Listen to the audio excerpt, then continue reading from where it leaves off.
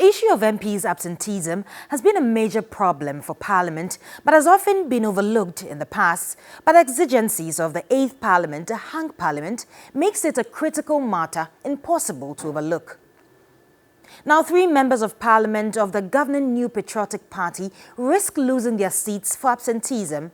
They are MP for Dom Kwabena, Sarah Joasafo, MP for Ayawaso Central, Henry Korte, and MP for Asin Central, Kennedy Wedam.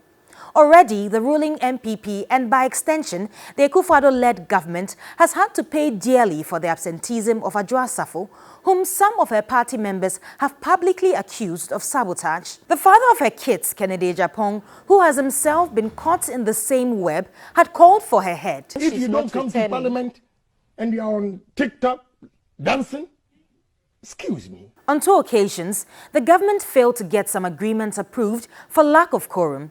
Again, due to absenteeism, the Speaker, Alban Babing, has had cause to raise concerns about the issue and promised to address it.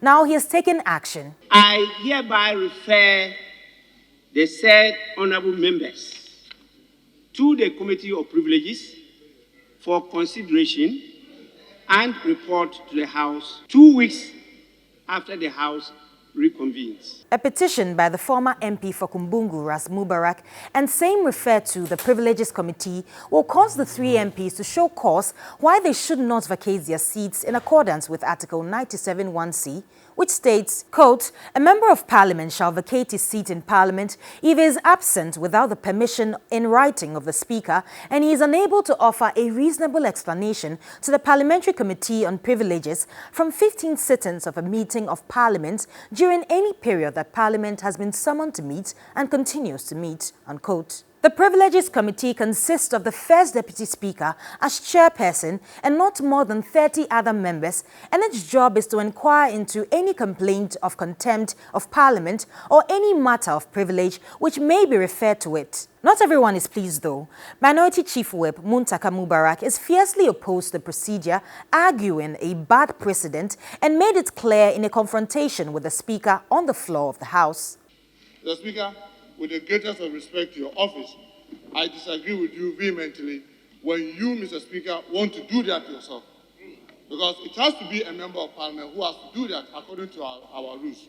And Mr. Speaker, Honorable member, read the standing order again. Mr. Speaker, I will be careful to listen to Read the standing order again. Mr. Speaker, it will be good to listen to me. When I'm done, you have the privilege to make your Minority Chief Whip, you have to first read the standing orders again. Mr. Speaker, I have read what I want to read, and I've stopped where I want to stop. Honorable member, fair, you listen to me, and when you hear me, will you resume your seat? You have to hear me first. Will you resume your seat? For former advisor to the United Nations, Professor Bafo Ajimanjia, a closed-door meeting between the Speaker and leadership of the House could have averted the confrontation. The leadership of Parliament should be able to resolve certain things before coming to the chamber to have this kind of confrontation, because we are witnessing too many confrontations in our Parliament. The North-Tong MP, Samuel Okudzeto-Ablakwa, finds it commendable that the 3 MPs have been taken on by the Speaker. In a tweet Tuesday, parts of it read, quote, "Joasafo, Kennedy Wedam, and Henry Korte must face the same music. It's my hope, as I remarked on the floor of Parliament today, that the House shall be guided by the 11th December 2008 Prof. Kweku Asare radical decision by the Court of Appeal," unquote.